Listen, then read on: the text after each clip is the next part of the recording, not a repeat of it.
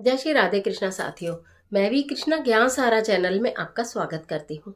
कैसे हैं आप? आपके अच्छे स्वास्थ्य और सुखद जीवन की मंगल कामना करती हूँ। आपके और अपने इष्ट देवों को कोटि कोटि नमन करते हुए, बड़ों को प्रणाम करते हुए वीडियो प्रारंभ करते हैं। साथियों, आज बात कर लेते हैं विवाह पंचमी की।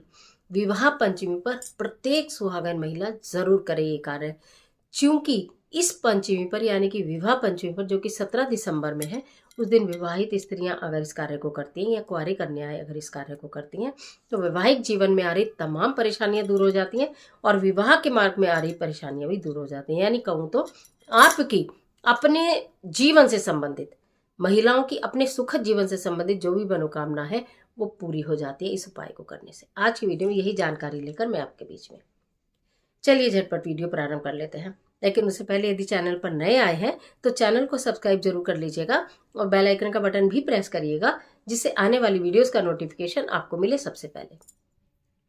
मैं बात कर रही हूँ विवाह पंचमी की। विवाह पंचमी यानी कि 17 दिसंबर को है ये पर्व। इस दिन भगवान श्री राम और माता सीता का विवाह हुआ था। कहा जाता है कि जितनी भी सुहागन स्त्रियां हैं या कुंवारी कन्याएं हैं जो इस समय विवाह योग्य हैं और उनके लिए विवाह के लिए वर की तलाश की जा रही है, या वो माताएं जो अपने पुत्र के लिए वधू की तलाश कर रही हैं, खास तौर से उनके लिए ये दिन होता है जिस दिन भगवान राम और सीता की पूजा की जाती है।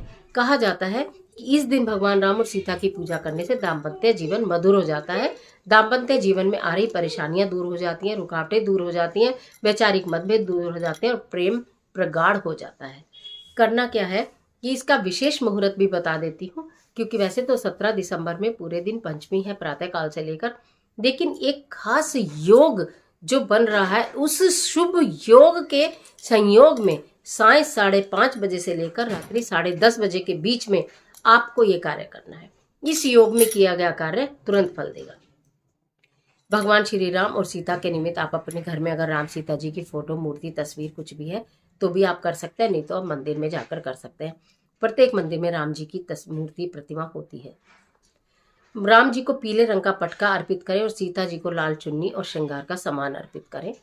साथ ही साथ घी का दीपक प्रज्वलित करें और आप श्री राम स्तुति कर सकते हैं, रामचरितमानस का पाठ कर सकते हैं, रामायण का पाठ कर सकते हैं।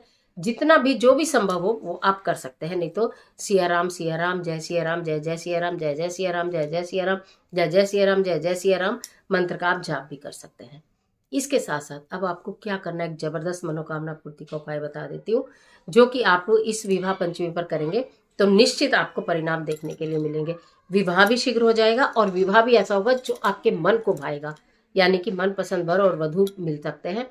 इसके साथ साथ अगर यहाँ तक कि अगर आपके पति और आपके बीच में दूरियां हैं, यानी आप मायके में हैं और पति अपने घर में है, पति आपकी सुनते नहीं, आपको लेने आते नहीं, आपको फोन करते नहीं और आप चाहते हैं कि संबंध फिर से जुड़ जाए, तो इस कार्य को अवश्य अवश्य अवश्य इसे कर लीजिए। कहा जाता है जहाँ तलाक की भी नौबत आ जाती है वहां भी ये उपाय करने से रिश्ते सुधर जाते हैं।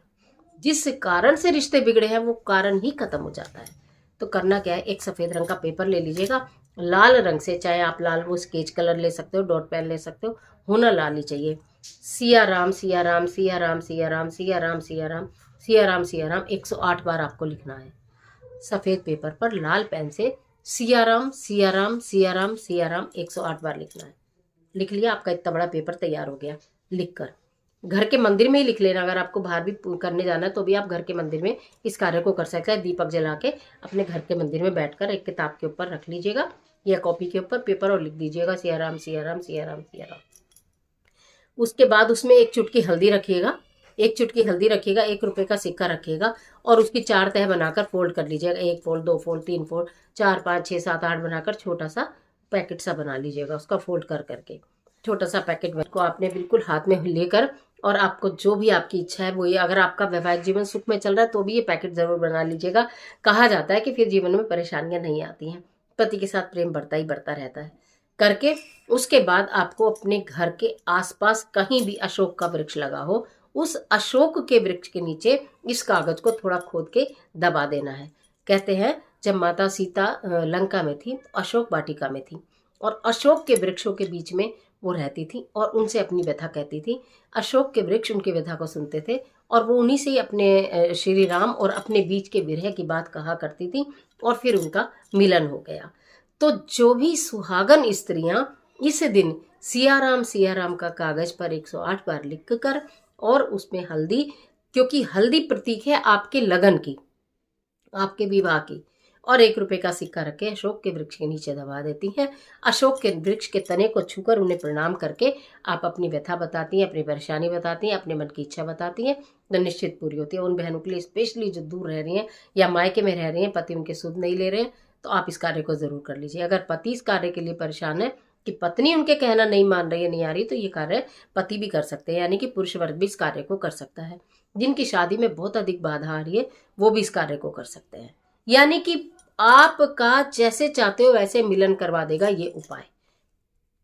तो इसलिए विवाह पंचमी की ढेर सारी शुभकामनाएं। भगवान श्री राम और माता सीता को की पूजा करना बिल्कुल मत भूलिएगा, राम स्तुति करना बिल्कुल मत भूलिएगा, माता सीता को श्रृंगार जरूर चढ़ाइएगा। श्री राम जी को पीले रंग का पटका, पटके से मतलब पीले रंग का कोई वस्त्र आप जरूर से उनको उड़ा दीजिएगा और प्रसाद लगाइएगा। भोग जो भी आप चाहें, पंचमेवा का भोग वैसे भगवान श्री राम को लगाया जाता है, आप वो लगा दीजिएगा। और ये जो मनोकामना पूर्ति का उपाय मैंने बताया तो जरूर कर लीजिएगा। हर सुहागन स्त्री को इस दिन इस कार्य को जरूर कर लेना चाहिए। आज के लिए इतना ही, इजाजत दीजिए। आशा करती हूँ वीडियो आपके लिए बहुत उपयोगी साबित होगी। मिलती है एक और जबरदस्त वीडियो के साथ, तब तक हंसते रहिए, मुस्कुराते रहिए, अपना और अपने अपनों का ख्याल कीजिए। वीडियो अच्छी लगे तो लाइक कीजिए, जितना चाहे अपने फ्रेंड के साथ शेयर कीजिए, क्योंकि कर भला तो हो भला, अंत भले का भला। और कमेंट बॉक्स में जय सिया राम जरूर लिखिए। ईश्वर आपकी मदद।